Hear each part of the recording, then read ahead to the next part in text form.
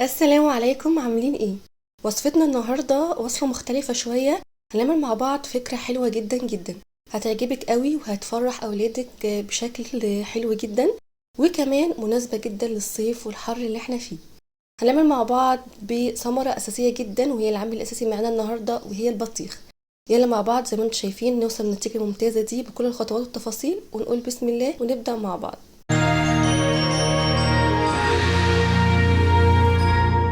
اهم حاجه عندي زي ما قلت لكم، العامل الاساسي او اول عنصر مهم معانا هو البطيخ. هجيب بطيخه بالشكل ده كده، وهبدا اقطعها بشكل دائري نصين كده بالمنظر ده كده. طبعا انا عانيت وانا بقطعها، فخلي بالك كويس لانها بتبقى جامده شويه.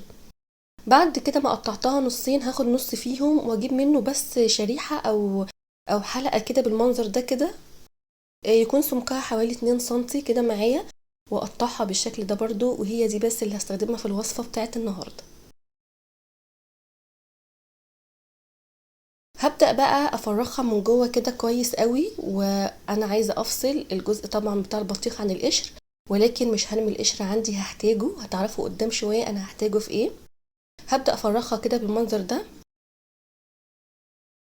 طبعا انا بحاول افك الجوانب الاول، وبعد كده هبدأ افرغ النص عشان تخرج معايا بسهولة. بعد كده بعد ما خلصت كل الفوارغ هبدأ كده اقطعها، يعني بالطول وبالعرض بالشكل ده كده عشان تطلع معايا مربعات، مش بشكل عشوائي.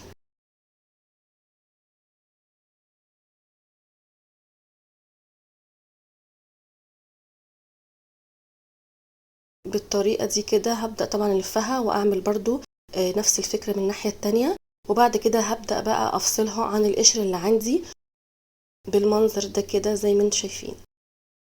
طبعا زي ما قلنا الحلقة اللي هي القشر دي هنحتاجها قدام، وهظبطها كمان لسه هخليها متساوية شوية عن كده، وهنعرف هنعمل بيها ايه مع بعض. هركنها على جنب دلوقتي، وهبدأ بقى احاول اشيل كل البذور اللي موجودة في البطيخ عندي بالشكل ده. انا فضلت ان انا اشيل البذور كلها قبل ما احطها واكمل فيها بقية الخطوات. انت لو حابة يعني او لقيتي فيه كتير فصوص صغيرة معاكي بذور ومش عارفة تشيليها، يبقى عليك ان انت في الاخر تصفيهم بالمصفى كده بشكل كويس قوي علشان ما يبقاش فيها اي قشر خالص. بس انا الحمد لله يعني طلعت كل البذور اللي فيها، وكان زي ما انتم شايفين بالمنظر ده ما فيهاش اي بذر خالص. هبدا اجيب الهاند بلندر عندي واعصر بقى كميه البطيخ الموجوده دي، بحيث تعمل معايا 4 كوبايات، مقدار 4 كوبايات بالشكل ده كده. هبدا اعصرها كويس معاكوا كده لحد ما تبقى ناعمه تماما، ما فيهاش اي تكتلات خالص او اي بطيخ ما تتفرمش معايا. بعد ما خلصت الخطوه دي هحطها في الفريزر تقعد معايا ساعه. ولو معاكي بقت مجرنشه فيها التجريش التلج كده مفيش مشكله خالص. بعد الساعه ما عدت هبدا اجيب بوله بالشكل ده، واحط فيها زي ما اتفقنا 4 كوبايات من البطيخ. ادي اول كوبايه معايا، وادي تاني كوبايه، هتبداوا تلاحظوا وجود التلج في الكوبايه بعد كده. ودي تالت كوبايه معايا، بصوا في قطعه من التلج دي هتبقى بالعكس مميزه جدا في الخطوه، هتساعد معايا بالشكل ده كده. وادي اخر كوبايه وحطيناها مع بعض. هحتاج معاها كمان كوبايه من الكريم شانتيه بالشكل ده، الخام او الجاهز مفيش مشكله خالص. وكمان معايا علبه من الزبادي اي نوع برضو مش هيفرق خالص، ولكن يفضل اللي هو الجاهز. البلدي طعمه هيبقى باين شويه. هبدا افرغها كلها كده بالشكل ده.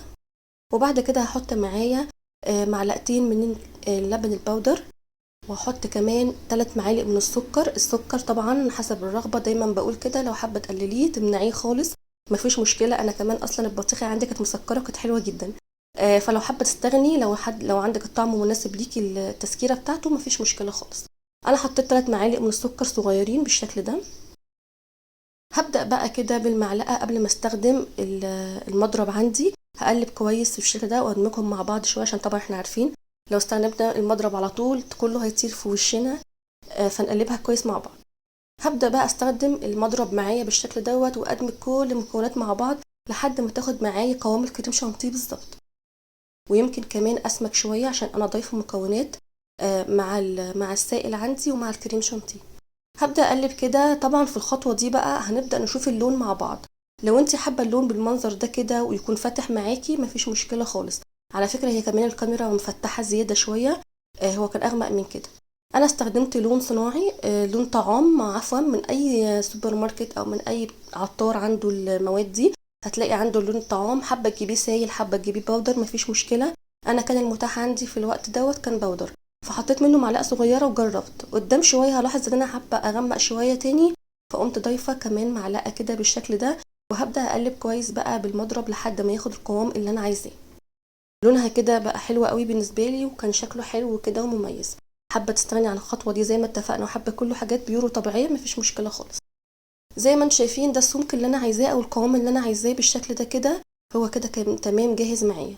هبدا بقى ننتقل مع بعض دلوقتي لحلقه القشر اللي احنا كنا راكنينها. هجيب حاجه طبعا احطها على الرخام الاول عشان ما بهدلش الدنيا، وكنت جايبه صينيه كده بالسمك ده معاكم وحاطه عليها ستريتش راب ما بهدلش الدنيا معايا بالشكل ده كده.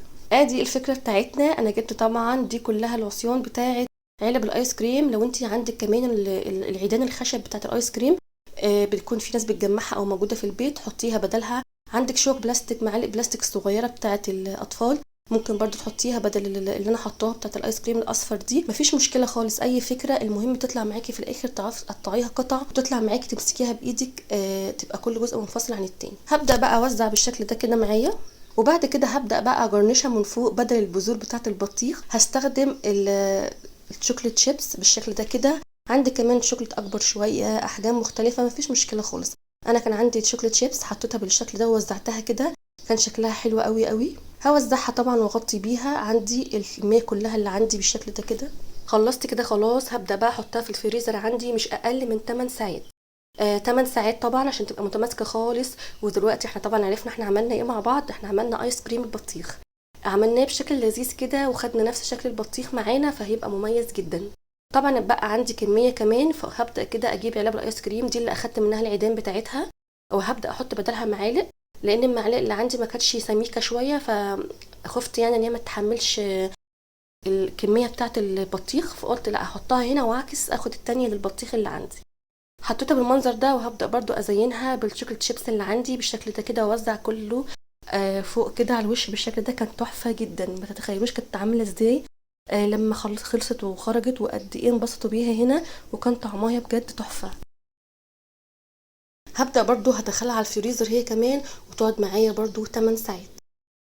وفي الاخر طبعا بعد 8 ساعات هنشوفها لازم مع بعض النتيجه بقت عامله ازاي وشكلها بقت عامله ازاي. بجد هتنبهروا لانها عجبتني جدا زي ما انتم شايفين كده. هدخلها بقى على الفريزر على طول معاها. وعلى فكره لسه معايا كميه تاني، هبدا احطها في علبه عندي كده، وابدا اخرجها بولات في علب، بعد كده في كوبايات في اي حاجه، هتبقى تحفه. بولات زي اللي بتتباع عادي خالص، ايس كريم بوله 2 زي ما تيجي، بمعلقه الايس كريم طبعا، بتبقى تحفه قوي. هنقلها برضو على الفريزر كمان. دي بقى مش 8 ساعات، دي هتفضل شويه في الفريزر، وقت ما احب استخدمها. بعد ال8 ساعات ما عدوا خرجت معاكم بقى الايس كريم من الفريزر. شايفين شكله تحفه، بجد شكله حلوه، والنتيجه طلعت مرضيه جدا، والطعم طلع حلو جدا جدا. متاكده ان هي هتعجبكم وهتحبوا تجربوها دايما. هبدا بقى اقطعها شكل البيتزا كده 8 اجزاء، طبعا كل يد منفصله عن التانية. دي اللي همسك منها قطعه الايس كريم عندي. شايفين شكلها عامل ازاي؟ تحفه، شكلها حلو قوي قوي، وطعمها كمان مميز جدا، واطفالك هيفرحوا بشكلها اكتر من طعمها كمان. هتبقى بالنسبه لهم حاجه جديده ومميزه وطعمها حلو. انا طبعا الدايره اللي عندي كانت طبعا انا كان عندي 8 معالق بس، عفوا 8 عصيان او عيدان بس. بقى عندي جزئين كده عملتهم من غير يد يعني، وكانوا برضو تحفه جدا. بس كده، ده كان فيديو النهارده، ودي كانت وصفه النهارده او الفكره. لو عجبتكم عرفوني ان هي عجبتكم، وقولوا رايكم ايه لو جربتوها، واتمنى تفعلوا زر الجرس عشان يوصلكم كل جديد من قناه اكلات فريده.